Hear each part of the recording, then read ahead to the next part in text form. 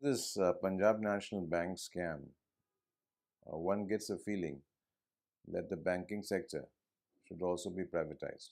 All the nationalized banks should be privatized the way HDFC, ICICI Bank, Yes Bank. Because even if we match the performance of the private banks in India vis-a-vis the public sector banks, there'll be a huge difference. Even the NPA percentages in the private sector banks are lower. And whatever the social causes the public sector banks are doing, well, it has to be shared by the private sector, provided the banks are privatized, because that would go a long way in reduction of NPAs and avoiding such scams which have happened.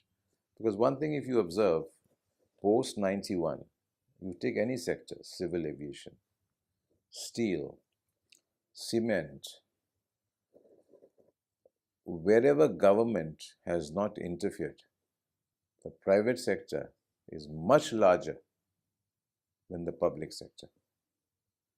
You take the case of health. Today, 80% is in the private sector. Take case of civil aviation. Air India has become a minuscule percentage because of the private sector airlines coming in. Take steel. Companies like JSW, Tata Steel, they're all making now steel as a group much more than Steel Authority of India. And before 91, it was only Steel Authority of India. So what does this imply?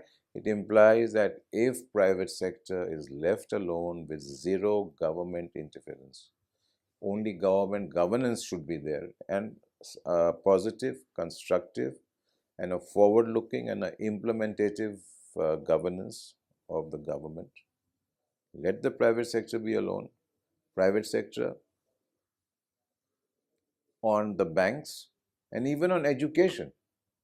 Today you have all government schools. According to me, they should all be privatized. Let the private sector use the government infrastructure and run them under public-private partnership.